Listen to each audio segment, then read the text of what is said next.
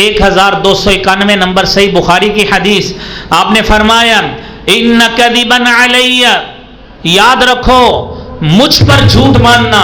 لیس کذبی علی احدکم، وہ عام جھوٹ نہیں ہے جس طرح تم آپس میں ایک دوسرے کی نسبت جھوٹ کر دیتے ہو۔ یاد رکھنا میں نبی ہوں، میں خاتم النبیین ہوں، میں سرتاج الرسل ہوں، لہذا میری طرف نسبت کرنا کوئی عام نسبت نہیں ہے۔ اور ساتھ ہی آپ نے فرمایا من کذب علی متعمدا فلیتبوأ مقعدہ من النار، جس نے میری طرف جھوٹ منسوب کیا اس کو چاہیے کہ اپنا ٹھکانہ جہنم میں بنا لے۔ اور اس کے ساتھ ہی تیسری حدیث جو امام مسلم رحمۃ اللہ علیہ نے صحیح مسلم کے مقدمہ میں اس حدیث کو نقل کیا ہے، آپ وہ حدیث بھی سنیے۔ نبی کریم صلی اللہ علیہ وآلہ وسلم نے فرمایا من حدث عنی بحدیث، جس شخص نے میری نسبت کوئی ایسی بات کر دی، ایسی نسبت یرا انہ کذب، اور اس کو علم ہے کہ یہ جو نسبت میں کر رہا ہوں اس کی بنیاد حقیقت پر نہیں ہے۔ الحمدللہ نحمدہ ونستعینہ ونستہدیہ ونعوذ باللہ من شرور انفسنا ومن سیئات اعمالنا واشہد ان لا الہ الا اللہ وحدہ لا شریک لہ واشہد ان محمدا عبدہ ورسولہ یا ایہا الذین آمنوا اتقوا اللہ حق تقاتہ ولا تموتن الا وانتم مسلمون یا ایہا الناس اتقوا ربکم الذی خلقکم من نفس واحدہ وخلق منها زوجها وبث منهما رجالا كثيرا ونساء واتقوا الله الذي تساءلون به والأرحام إن الله كان عليكم رقيبا يا أيها الذين آمنوا اتقوا الله وقولوا قولا سديدا يصلح لكم أعمالكم ويغفر لكم ذنوبكم ومن يطع الله ورسوله فقد فاز فوزا عظيما اللهم صل على محمد وعلى آل محمد كما صليت على إبراهيم وعلى آل إبراهيم إنك حميد مجيد اللهم بارك على محمد وعلى آل محمد كما باركت على إبراهيم وعلى آل إبراهيم إنك حميد مجيد رب اشرح لي صدري ويسر لي أمري واحلل عقدة من لساني يفقه قولي رب زدني علما سبحانك لا علم لنا إلا ما علمتنا إنك أنت العليم الحكيم أما بعد إن أحسن الكلام كلام الله وأحسن الهدي هدي محمد صلى الله عليه وسلم وشر الأمور محدثاتها وكل محدثة بدعة وكل بدعة ضلالة الضلالة في النار أعوذ بالله السميع العليم من الشيطان الرجيم بسم الله الرحمن الرحيم ألم نجعل له عينين ولسانا وشفتين صدق اللہ العظیم۔ حمد و ثنا، تعریف و تمہید کی بریائی بڑائی اللہ رب العالمین کے لیے خاص ہے۔ جو رب العالمین ہے، خالق ارض و سما ہے، خالق کل شیء علی کل شیء قدیر ہے۔ درود و سلام امام کائنات، امام المرسلین، شفیع المظلمین اور رحمت للعالمین جناب محمد الرسول اللہ صلی اللہ علیہ وآلہ وسلم کی ذات اقدس پر، حضرات ذی وقار اللہ رب العالمین نے انسان کو اشرف المخلوقات بنایا ہے، اور دنیا میں انسان کے سامنے اس کی آنکھیں کئی مخلوقات ایسی ہیں کہ انسان کی آنکھیں ان کو دیکھتی ہیں، اور اللہ رب العالمین کی کئی مخلوقات ایسی ہیں جنہیں انسانی آنکھ دیکھتی نہیں ہے۔ ایسا اوپر والا بند کر دو۔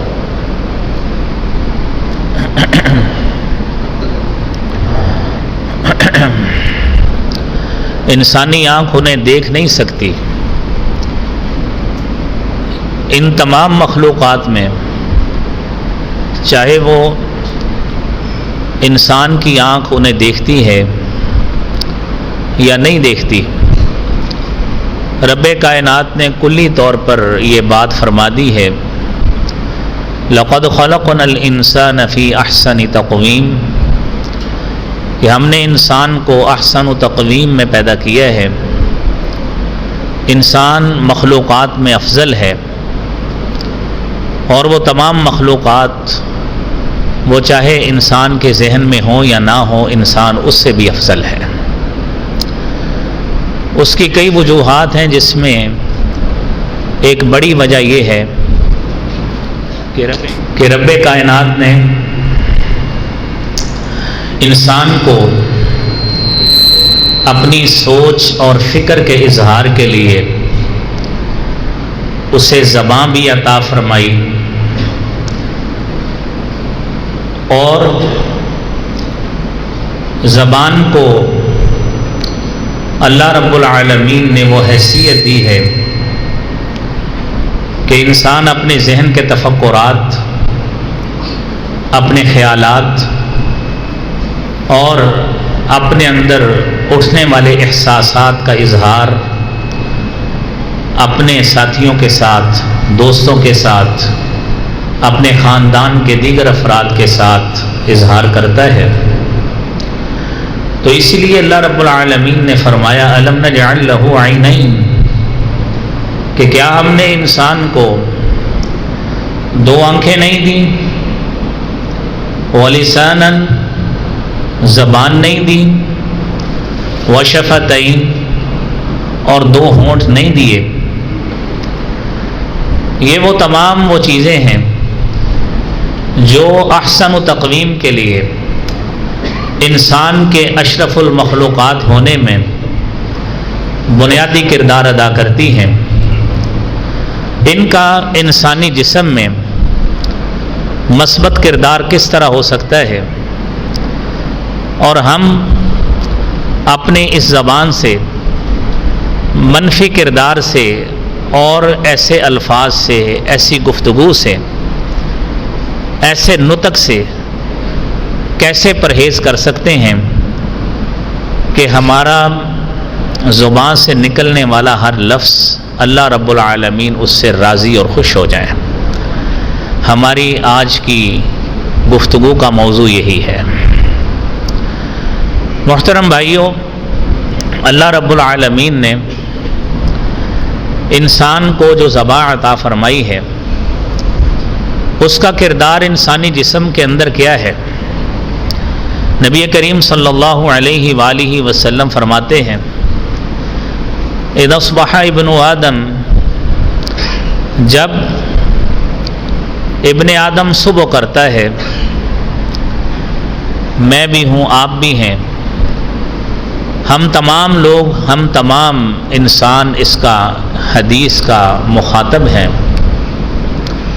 فرمایا اذا اصبح ابن آدم، جب وہ صبح کرتا ہے، فإن الأعضاء كلها، انسان کے تمام اعضاء، تکفر اللسان، زبان کے آگے جو ہیں وہ منت اور التجا کرتے ہیں، اور کہتے ہیں انما نحن بک، کہ ہمارا وجود اگر سالم ہے، مسلم ہے، اور اگر اللہ رب العالمین اس کو نجات دیں گے تو تیری وجہ سے دیں گے، انما نحن بک، اور ساتھ التجا کرتے ہیں اتق اللہ فینا، اے چھوٹے سے ٹکڑے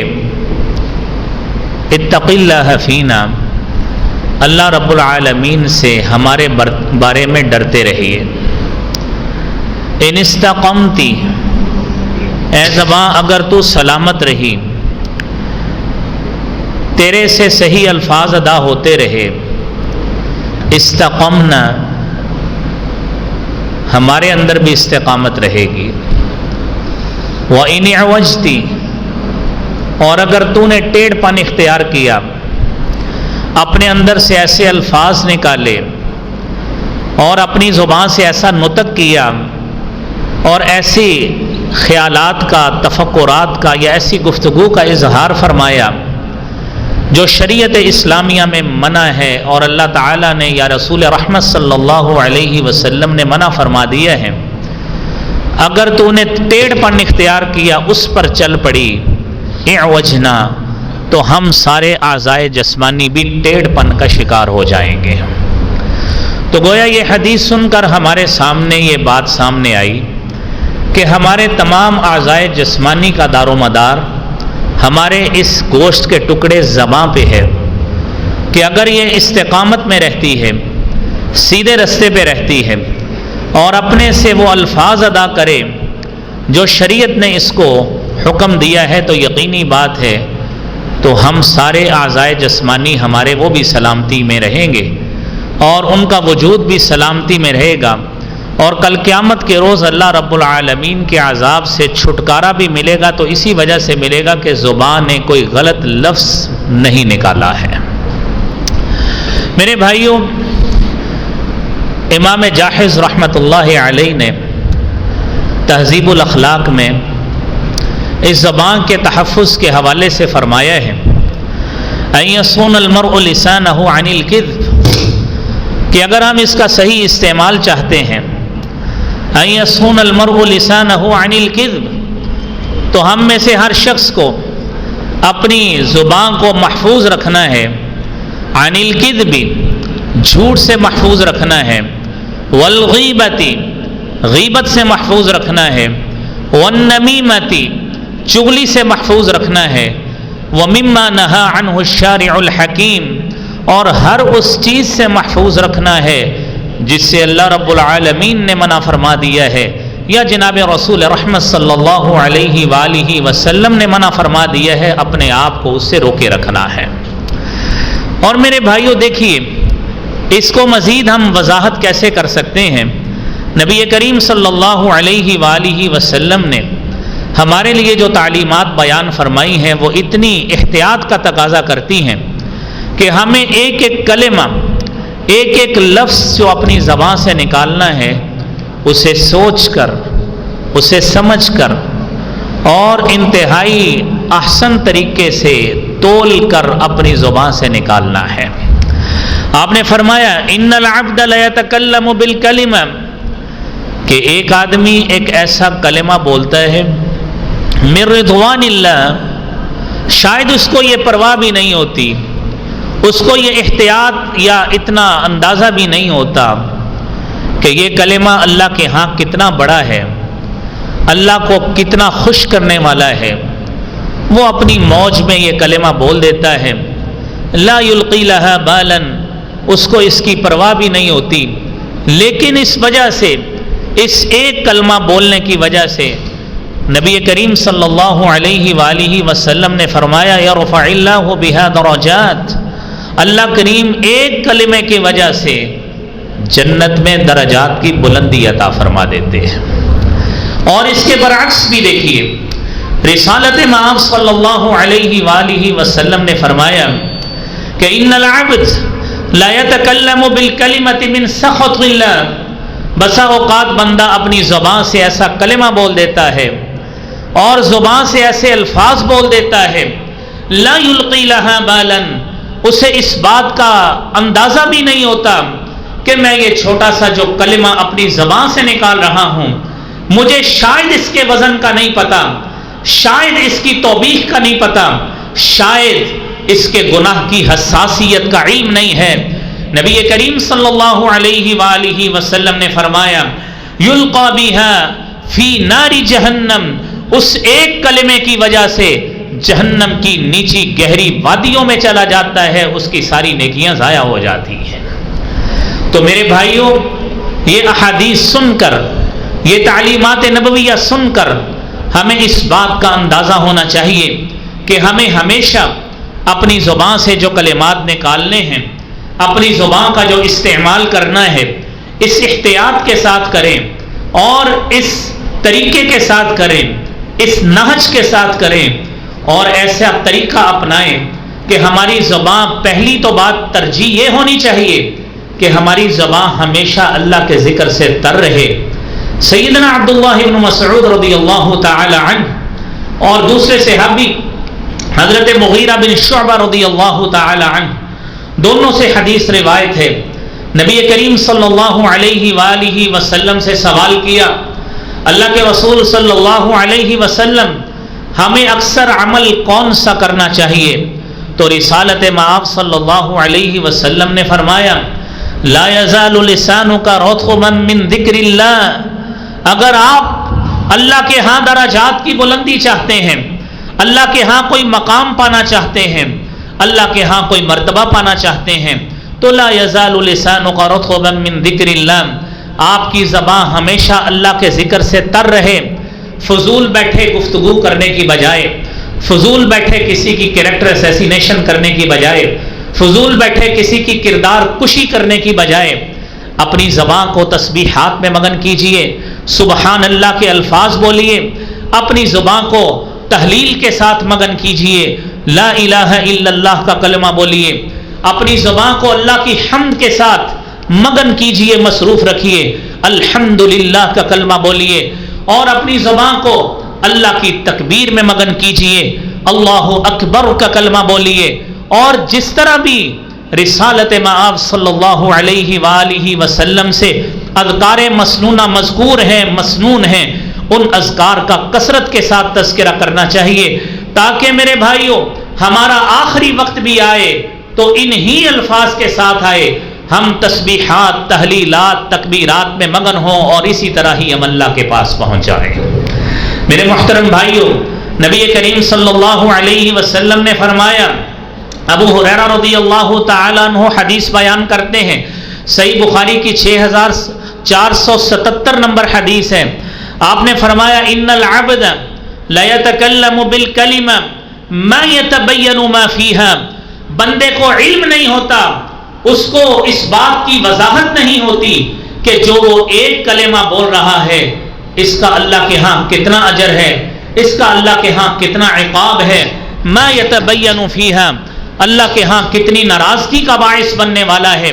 میرے خالق اور مالک کو کتنا ناراض کرنے والا ہے۔ یہی اسی طرح کی حدیث آپ نے اس سے پہلے سنی ہے، میرے نبی محترم صلی اللہ علیہ وسلم نے فرمایا اس ناراضگی کے کلمے کے ساتھ کیا ہوتا ہے، یہوی بہا فی النار، جہنم کی آگ میں ایسا گرتا ہے، ابعد ما بین المشرق والمغرب، اتنا گہرائی سے گرتا ہے جتنی دوری اللہ نے مشرق اور مغرب میں رکھی ہے اتنا دور جا گرتا ہے، ایک کلمے کی وجہ سے۔ تو اس لیے میرے بھائیوں ہمیں یہ کوشش کرنی چاہیے کہ اپنی زبان سے ہمیشہ سوچ کر، سمجھ کر، ناپ کر، تول کر اور انتہائی احتیاط کے ساتھ یہ الفاظ نکالیں، تاکہ اللہ رب العالمین ہم سے راضی بھی ہو، اللہ تعالی ہم سے خوش بھی ہو، اور اسی طرح ہی میرے بھائیوں اللہ رب العالمین کل قیامت کے روز ہمارے لیے جنت کا ہمیں حقدار بنا دے۔ اور اس حوالے سے سب سے پہلی احتیاط یہ ہے میرے بھائیوں، جو مشرکین مکہ کرتے تھے، وہ سب سے پہلا کام یہ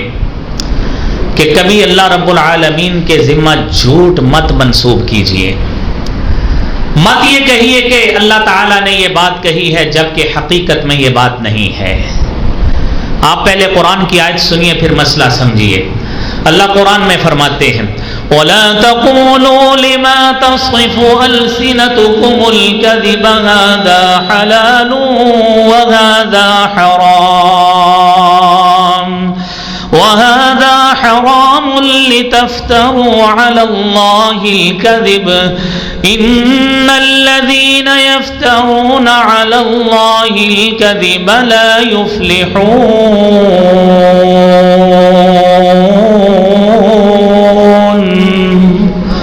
یہ مت کہو تمہاری زبانیں جو بیان کرتی ہیں کہ آپ کو ایک چیز کا علم ہی نہیں ہے،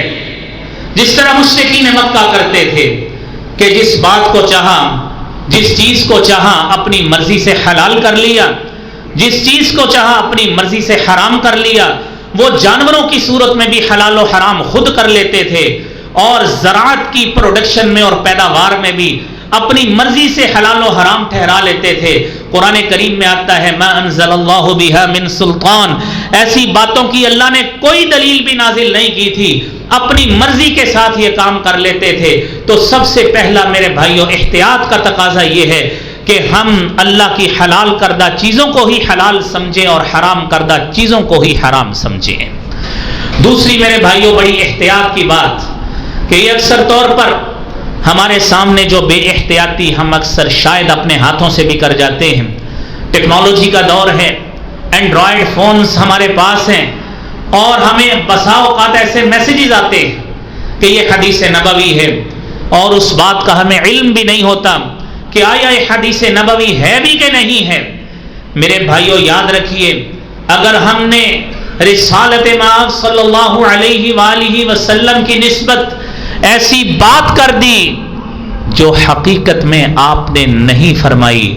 جو حقیقت میں آپ کا قول نہیں ہے، جو حقیقت میں آپ کا عمل نہیں ہے. میرے نبی محترم صلی اللہ علیہ وسلم نے خود فرمایا، متواتر حدیث ہے، گولڈن درجے کی حدیث ہے، فرمایا من کذب علی متعمدا، جو شخص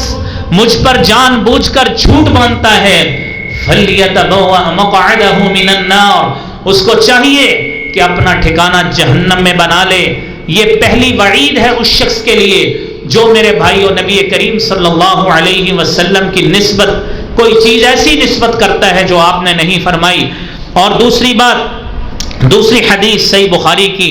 حضرت مغیرہ بن شعبہ رضی اللہ تعالی عنہ روایت کرتے ہیں، 1291 نمبر صحیح بخاری کی حدیث. آپ نے فرمایا ان کذبا علی، یاد رکھو مجھ پر جھوٹ ماننا،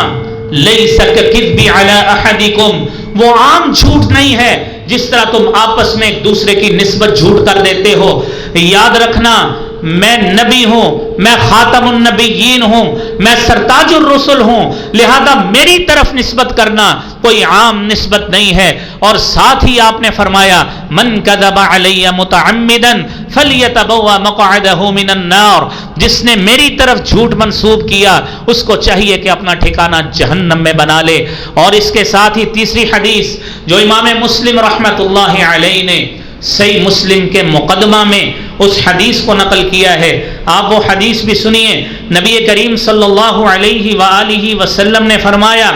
من حدث عنی بحدیث، جس شخص نے میری نسبت کوئی ایسی بات کر دی، ایسی نسبت یرا انہ کذب، اور اس کو علم ہے کہ یہ جو نسبت میں کر رہا ہوں اس کی بنیاد حقیقت پر نہیں ہے، علم ہے اس کی بنیاد حقیقت پر نہیں ہے. آپ صلی اللہ علیہ وسلم نے فرمایا فَهُوَ أَحَدٌ مِّنَ الْكَاذِبِينَ، وہ شخص جھوٹوں میں سے ہے، کذابوں میں سے ہے، جھوٹ بولنے والوں میں سے ہے. تو اس لیے بھائیوں سب سے بڑی احتیاط یہ، قرآن کی آیت کوٹ کرتے یا نبی مکرم صلی اللہ علیہ وسلم کی حدیث کو کوٹ کرتے، احتیاط کا تقاضا سب سے لازمی ہے میرے بھائیوں. دوسری بات میرے بھائی، ہمارے اس مضمون سے متعلق آپ نے فرمایا جب تم آپس کے معاملات کرو کبھی بھی غلط بیانی پہ مبنی نہیں ہونے چاہیے. آپ سورہ احزاب کی آیت سنیے، یا ایھا الذین آمنوا اتقوا اللہ وقولوا قولا سدیدا يصلح لكم أعمالكم ويغفر لكم ذنوبكم ومن يطع الله ورسوله فقد فاز فوزا عظيما۔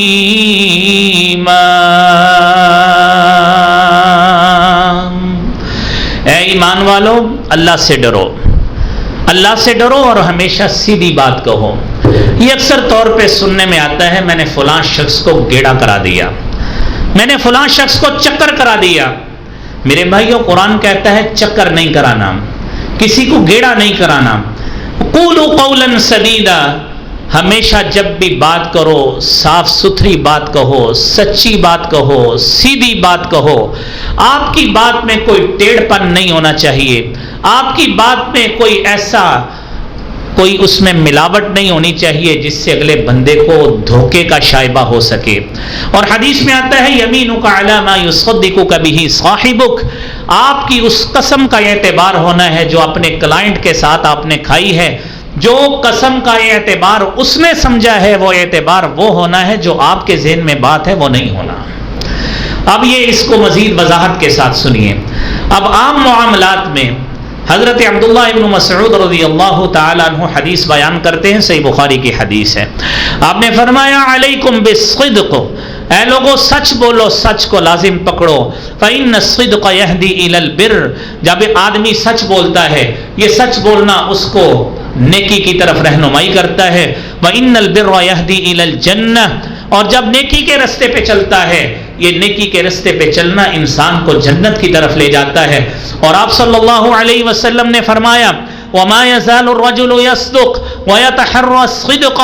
آدمی جب سچ بولتا ہے سچ کی تلاش میں لگا رہتا ہے، حتى يكتب عند الله صديقا، نوبت یہاں تک آتی ہے کہ جب وہ سچ کی تلاش میں لگا رہتا ہے، اپنے ہر معاملے میں سچ بولنے کی کوشش میں لگا رہتا ہے، نوبت یہاں تک آتی ہے حتى يكتب عند الله صديقا، اللہ کے ہاں اس کو صدیق لکھ دیا جاتا ہے، صدیق لکھ دیا جاتا ہے۔ اور اس کے برعکس آپ نے یہ بھی فرمایا ایاکم الکذب، جھوٹ سے بچو، جھوٹ بولنے سے بھی بچو، جھوٹ سننے سے بھی بچو۔ کیوں؟ ان الکذب یہدی الی الفجور، یہ آپ کا جھوٹ بولنا، یہ آپ کا جھوٹ سننا، یہ آپ کو فاجر اور گناہگار بنا دیتا ہے۔ اور آپ نے فرمایا ان الفجور یہدی الی النار، اور یہ جھوٹ بولنا، یہ گناہگاری کی روش پہ چلنا، یہ آپ کو جہنم کے راستے پہ لگا دیتا ہے۔ اور آپ نے فرمایا ما یزال الرجل یکذب، آدمی جب جھوٹ بولتا ہے ویتحری الکذب، اور جھوٹ کی تلاش میں رہتا ہے، ہر وقت اس کی خواہش اور طمع یہی رہتی ہے کہ میں جھوٹ بول کر کسی کو چکما دے لوں، میں جھوٹ بول کر ناجائز منفعت حاصل کر لوں، میں جھوٹ بول کر کسی کی مجبوری سے فائدہ اٹھا لوں۔ اور دنیا میں ایسے مراحل میرے بھائیوں کئی قسم کے آتے ہیں جہاں پہ وہ ایسے کام کرتا ہے، کہیں پہ جان بوجھ کے کرتا ہے اور کہیں پہ انویلنگلی بھی کرتا ہے، جس طرح بھی وہ کرے۔ آپ نے فرمایا جب آدمی جھوٹ کی روش پہ چلتا ہے اور جھوٹ کی تلاش میں لگا رہتا ہے حتی یکتب عند اللہ کذابا، نوبت یہاں تک آتی ہے اللہ رب العالمین کے ہاں اسے کذاب لکھ دیا جاتا ہے، جھوٹا شخص لکھ دیا جاتا ہے۔ میرے بھائیوں اب سمجھیے، سوچئے کہ جو کام ہم کرتے ہیں اس کی کیفیت کیا ہوگی اور وہ کدھر جائے گا جو ہمارے معاشرے میں بات بات پہ جھوٹ، بات بات پہ چکما، بات بات پہ دھوکہ، اور جھوٹ بول کر، دھوکہ دے کر اور اس طرح کا فراڈ کر کے بندہ سمجھے میں نے بڑا مارکا مارا ہے اور بڑا پروفٹ حاصل کر لیا ہے۔ میرے بھائی اس نے جہنم کا انگارہ حاصل کر لیا ہے، اس کے علاوہ اس نے کچھ حاصل نہیں کیا۔ میرے نبی محترم صلی اللہ علیہ وسلم نے فرمایا ثلاثۃ، تین قسم کے لوگ ایسے ہیں لا یکلمہم اللہ، اللہ رب العالمین ان سے کلام نہیں کریں گے قیامت کے روز، ولا ينظر الیہم یوم القیامہ، کل قیامت کے روز ان کی طرف نظر رحمت سے نہیں دیکھیں گے، ولا یزکیہم، نہ ان کو گناہوں سے پاک کریں گے، وَلَهُمْ عَذَابٌ أَلِيمٌ، اور ان کے لیے دردناک عذاب ہوگا۔ وہ تین بد نصیب، وہ تین اللہ کی رحمت سے دور کون لوگ ہیں؟ میرے بھائیوں دھیان سے یہ بات سنیے۔ آپ نے پہلا شخص فرمایا المسبل، وہ آدمی جو تکبر کی وجہ سے اپنی شلوار کو، اپنی پینٹ کو، اپنی تہبند کو یا جو بھی وہ پہنتا ہے ٹخنوں سے نیچی رکھتا ہے، جو شخص یہ کام کرتا ہے یہ چاروں سزائیں اس شخص کے لیے ہیں۔ نمبر 2، وہ شخص رسالت مآب صلی اللہ علیہ وآلہ وسلم نے فرمایا المنان، وہ شخص جو کسی پر نیکی کر کے، کسی کو فیور دے کر اور کسی کے ساتھ بھلائی کر کے پھر احسان جتلاتا ہے کہ فلاں وقت کو یاد کرو میں نے تیرے ساتھ یہ فلاں نیکی کی تھی، میرے نبی محترم صلی اللہ علیہ وسلم نے فرمایا یہ چاروں سزائیں اس کے لیے بھی ہیں۔ اور تیسرا بد نصیب شخص وہ ہے، جس طرح کہ ہم سیدھی بات کی بات کر رہے ہیں، فرمایا المنفق صلعته بالحلف الكاذب، وہ شخص جو اپنا سامان تجارت، اپنا غلہ جس سے بھی وہ پیسے کماتا ہے اس میں جھوٹ بول کر ارننگ کرتا ہے، جھوٹ بول کر منافع حاصل کرتا ہے، یہ تینوں سزائیں اس کے لیے بھی ہیں۔ میرے بھائیوں، اللہ سے دعا کریں اللہ کریم اس برے نتیجے سے ہمیں محفوظ فرمائے۔ میرے بھائیوں، قرآن کریم میں اللہ رب العالمین نے ہمارے لیے آداب بھی بیان کیے ہیں، اور آداب ایسے بھی بیان کیے کہ آپ دنیا میں رہتے ہیں، معاشرے میں رہتے ہیں، آپ کی قبیلداریاں بھی ہیں، آپ کی دوستیاں بھی ہیں، آپ کے دیگر معاملات بھی ہیں، اور جب آپس میں دوست سے ملتا ہے، جب بھائی سے ملتا ہے تو آپس میں ایک دوسرے کے ساتھ ٹھٹھا اور مذاق بھی کرتے ہیں۔ قرآن کریم نے بڑے اچھے طریقے سے ہماری تربیت فرمائی ہے۔ سورہ حجرات میں قرآن کہتا ہے یا ایھا الذین آمنوا لا یسخر قوم من قوم عسى ان یکونوا خیرا منهم ولا نساء من نساء عسى أن يكن خيرا منهن ولا تلمزوا أنفسكم ولا تنابزوا بالألقاب بئس الاسم الفسوق بعد الإيمان ومن لم يتب فأولئك هم الظالمون۔ اے ایمان والو، لا یسخر قوم من قوم، کوئی قوم کسی قوم سے مذاق نہ کرے۔ میرا تعلق فلاں برادری سے ہے، آپ کا تعلق فلاں برادری سے ہے، آپ کی برادری کی تو خاصیت یہ ہے آپ کنجوس لوگ ہوتے ہیں، آپ کی برادری کی خاصیت تو یہ ہے آپ بزدل ہوتے ہیں، آپ کے قبیلے کی خاصیت تو یہ ہے آپ فلاں ہوتے ہیں۔ میرے بھائیوں، میرے نبی محترم صلی اللہ علیہ وسلم نے اس آیت کی تفسیر میں بہت پیاری بات کہی ہے، جس کی روشنی میں میں نے آپ کو یہ مثال دی۔ آپ نے فرمایا اربعن، چار باتیں ایسی ہیں من امور الجاہلیہ، یہ جاہلیت کی باتیں ہوں گی، یہ لوگ اس کو چھوڑیں گے نہیں، حالانکہ چھوڑنا چاہیے، لیکن اس کے باوجود میری امت کے لوگ اس پہ جمے رہیں گے۔ اب کیوں رہیں گے یہ آپ تصور کیجئے، کیونکہ نسلی تفاخر، وہ جاہلیت کے رویے وہ ابھی تک ہم سے جا نہیں رہے۔ آپ نے فرمایا الفخر بالاحساب، پہلی بات اپنے حسب نسب پہ فخر کرنا کہ ہم تو چودھری لوگ ہوتے ہیں، ہمارا تو کام لوگوں کو کھلانا ہے، ہمارا تو ہمیشہ کھانا بڑا چلتا ہے، ہمارے دسترخوان بڑے مشہور ہیں۔ یہ اپنے قبیلے پر، اپنی برادری پر فخر کرنا، یہ میرے نبی محترم صلی اللہ علیہ وسلم نے فرمایا جاہلیت کی روش ہے۔ اور دوسرا فرمایا والطعن بالانساب، کسی کے نسب پہ طعنہ زنی کرنا کہ تم کنجوس لوگ ہوتے ہو، تم بزدل لوگ ہوتے ہو، تمہاری تو ریت ہی ایسی ہے، تمہارے آبا و اجداد بھی ایسے تھے۔ یہ وہ جاہلیت کی باتیں ہیں، یہ وہ جاہلیت کے رویے ہیں جس کو مٹانے کے لیے جناب رسول اقدس صلی اللہ علیہ وسلم آئے تھے۔ اور آپ نے تیسری بات فرمائی الاستسقاء بالنجوم،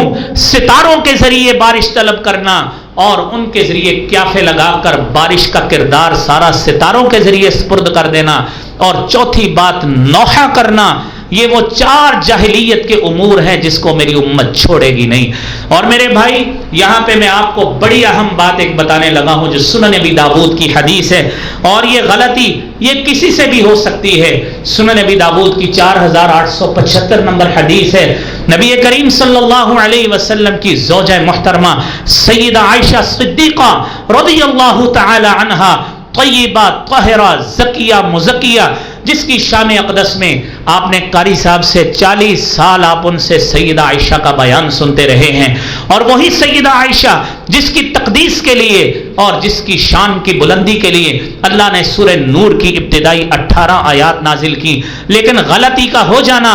یہ ہو سکتا ہے، نبی کریم صلی اللہ علیہ وسلم نے حضرت صفیہ سے شادی کی، اور حضرت صفیہ سے شادی کر کے آپ اپنی ازواج کے پاس گئے، آپ نے عائشہ سے بھی کہا، اور عائشہ کو صفیہ کی صفت بیان کی، کچھ بات کہی۔ عائشہ نے آگے سے کوئی بڑی بات نہیں کہی، صرف یہی بات کہی تھی قصیرتن، کہ وہی صفیہ ہے جو چھوٹے سے قد والی ہے، وہی صفیہ جو چھوٹے سے قد والی ہے، جو کم چھوٹے قد والی، جس کو ہم اپنی زبان میں گٹھا اور بونا کہتے ہیں، کچھ بھی کہہ لیں۔ آپ صلی اللہ علیہ وسلم نے یہ نہیں سوچا کہ یہ میری زوجہ ہے، یہ تو کنواری آئی تھی، یہ زوجہ ہے جس کی شان اقدس میں 18 آیات اتری تھی۔ آپ نے فرمایا یا عائشہ لقد قلت کلمتن، تو نے ایسا بڑا کلمہ کہا ہے اور اتنا برا کلمہ کہا ہے، لو مزجت بماء البحر لمزجت ہو، اگر اس آپ کے اس ایک لفظ کو سمندر کے پانی میں ڈال دیا جائے سارا کڑوا ہو کے رہ جائے، جتنی بری بات تو نے کہی ہے۔ اب آپ تصور کیجئے کہ جو ہمارے ہاں اکثر وہ فلاں، وہ موٹا ٹول ڈرم،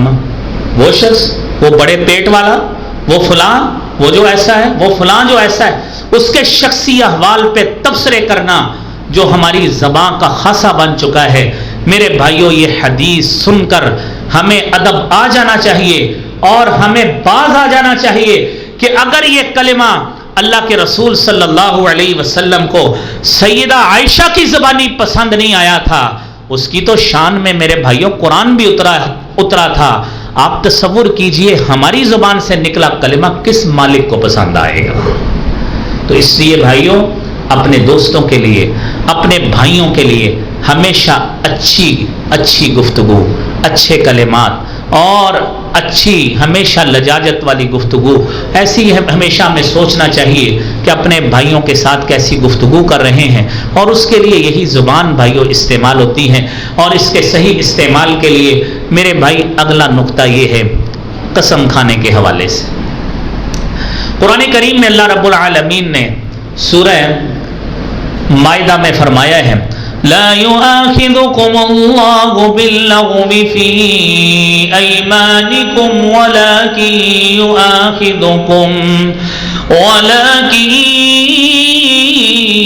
يؤاخذكم بما عقدتم الأيمان۔ قسم کے حوالے سے احکامات دیے، وقت کم ہے تو آپ صلی اللہ علیہ وسلم نے ایک مرتبہ حضرت عمر فاروق رضی اللہ تعالیٰ عنہ کو ابتدائی زمانہ تھا، اور حضرت عمر اپنے باپ کی نام کی قسم کھا رہے تھے۔ آپ صلی اللہ علیہ وسلم نے حضرت عمر فاروق رضی اللہ تعالیٰ عنہ کو بلایا اور کہا لا تحلفوا بآبائکم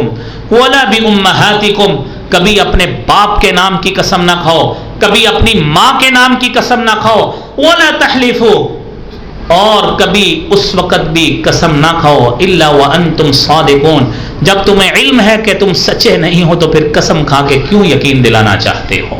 اور آپ صلی اللہ علیہ وسلم نے یہ بھی فرمایا من حلف لغیر اللہ فقد اشرک، جس نے اللہ کے علاوہ کسی کی قسم کھائی، دنیا میں کئی لوگ ہیں یہ رزق ہاتھ میں ہے اس کی قسم، غلط بات ہے، اور یہ آپ نے اس حدیث کی مخالفت کی جب یہ آپ نے یہ بات کہی اس رزق کی قسم، جب آپ نے یہ بات کہی میری اولاد کی قسم، جب آپ نے یہ بات کہی میرے باپ کی قسم، میری ماں کی قسم، میرے ابو کی قبر کی قسم، میری اولاد کی قسم، آپ نے تمام کی تمام قسمیں کھا کر اس حدیث کی مخالفت کی ہے۔ اور آپ صلی اللہ علیہ وسلم نے یہی فرمایا ہے، نہ اپنے باپ کی قسم کھاؤ، نہ اپنی ماں کے نام کی قسم کھاؤ، اور کوئی ایسی قسم نہ کھاؤ جس پہ بعد میں تمہیں سبکی اٹھانا پڑے۔ میرے محترم بھائیوں، آپ اگلی بات سنیے۔ ہم اپنی زبان سے لوگوں کی عزتیں بھی بسا اوقات نعوذ باللہ اچھال لیتے ہیں، تو اس میں یہ بات مد نظر رکھنی چاہیے کہ اللہ رب العالمین نے ہمیں کیا کہا ہے۔ قرآن کریم میں یہ بات سورہ حجرات میں اللہ رب العالمین نے بیان کی ہے، یا ایھا الذین آمنوا اجتنبوا کثیرا من الظن ان بعض الظن اثم ولا تجسسوا ولا یغتب بعضکم بعضا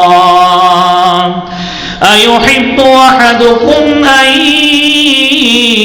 يأكل لحم أخيه ميتا فكرهتموه واتقوا الله إن الله تواب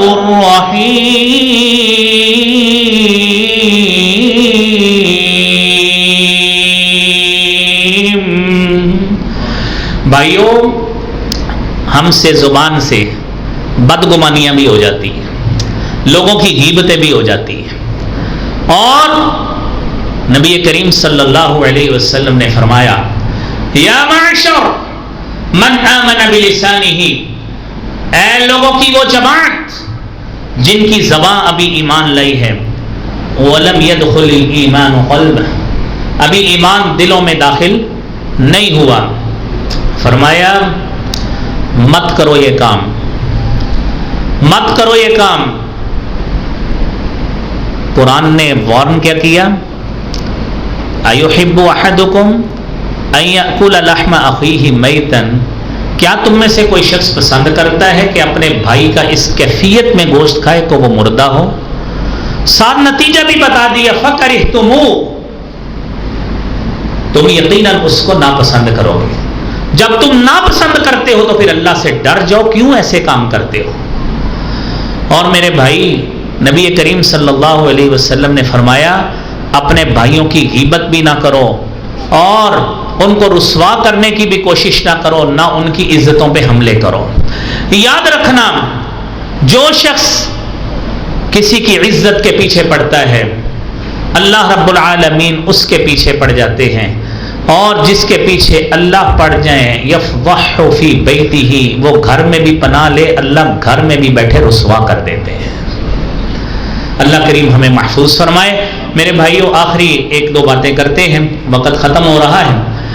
آج اللہ نے ہمیں زبان دی ہے، وقت ایسا بھی آئے گا جب یہ زبان بند ہو جائے گی، اور پھر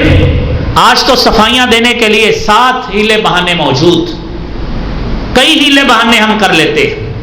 کل اللہ کے سامنے جائیں گے تو کیا ہوگا؟ اليوم نختم على افواہہم وتکلمنا ایدیہم وتشہد ارجلہم بما كانوا یکسبون،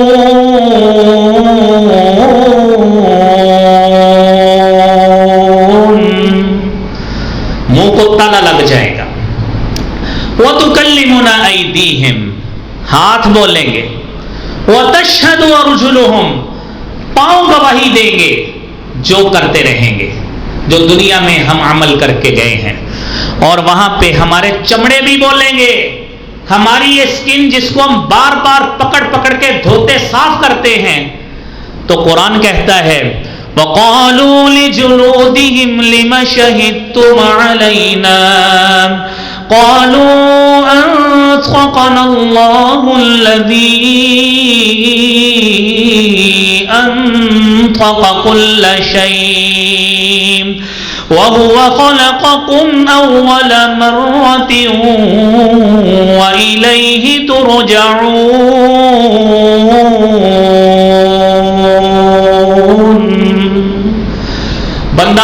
बन के रब के सामने पेश होगा और कहेगा लिमा शहीदतुम अलैना, अपने चमड़ों से मुखातब होके कहेगा कि हमारे खिलाफ गवाही क्यों दी है, तुम तो मेरे जिस्म का हिस्सा थे। अन्तक़नल्लाहु अल्लज़ी अन्तक़ कुल्ल शै, तो जवाब मिलेगा अपने ही जिस्म से, हमें उस जात ने बोलने की ताकत दी, अन्तक़ कुल्ल शै, जिसने हर चीज़ को बोलने की सलाहियत अता फरमाई। वहुव ख़लक़कुम अव्वल मर्रा, और उसी ज़ात ने तुम्हें पहली मर्तबा पैदा किया था। मेरे भाई, आपने वईदें तो सुन ली, बाकी बातें और भी हैं। शाम को मेरा रहमत मस्जिद लियाकताबाद में दरस है, बाकी बातें मैं इंशाल्लाह वहाँ पे करूँगा। आखिरी हदीस आप सुनिए जो मस्बत अंदाज से है, आपके ज़हन में आ रहा होगा अभी तक ड्राई या खुशखबरी कोई भी नहीं दी, तो आप खुशखबरी वाली भी एक हदीस सुन लीजिए। सुनन अबी दाऊद की 4800 नंबर हदीस है। हज़रत अबू उमामा रज़ियल्लाहु तआला अन्हु हदीस को बयान करते हैं। रिसालत मआब सल्लल्लाहु अलैहि वसल्लम ने फरमाया, अना ज़ईमुन बिबैतिन फ़ी रबदिल जन्नह लिमन तरकल मिराअ व इन काना मुहिक्का, मैं मोहम्मद सल्लल्लाहु अलैहि वसल्लम ज़मानत देता हूँ, मैं गारंटर हूँ उस शख्स के लिए जो शख्स झगड़े पे हक रखते भी झगड़ा छोड़ देता है, मैं मोहम्मद सल्लल्लाहु अलैहि वसल्लम उसको जन्नत के अतराफ में मकान लेके दूंगा। झगड़े पे हक रखता है, लड़ सकता है, झगड़ सकता है, लिटिगेशन कर सकता है, पर्चा दर्ज करा सकता है, सोचता है मैंने हदीस सुनी थी शेख कॉलोनी की मस्जिद में, तो आज मैं झगड़े पे हक रखते भी दस्तबरदार होता हूँ, मेरे नबी मुहतरम फरमाते हैं जन्नत के अतराफ में मकान लेके दूंगा। और दूसरा वो खुश नसीब शख्स, वबिबैतिन फी वस्तिल जन्नह लिमन तरकल किज़्ब व इन काना माज़िहन, मैं मोहम्मद सल्लल्लाहु अलैहि वसल्लम उसको जन्नत के वस्त में मकान लेके दूंगा जो झूठ बोलना छोड़ देता है, चाहे वो मजाक में ही बोलता है। और आखिरी बात आपने फरमाया, वबिबैतिन फी अअलल जन्नह, मैं उस शख्स को जन्नत के आला बाला खानों में मकान लेके दूंगा, लिमन हस्सना खुलुकहु, जिसने अपना अखलाक अच्छा कर लिया। मेरी अल्लाह से दुआ है अल्लाह करीम हमें ये तीनों दरजात अपनाने की तौफीक अता फरमाए। व आखिरु दाअवाना अनिल हम्दुलिल्लाहि रब्बिल आलमीन।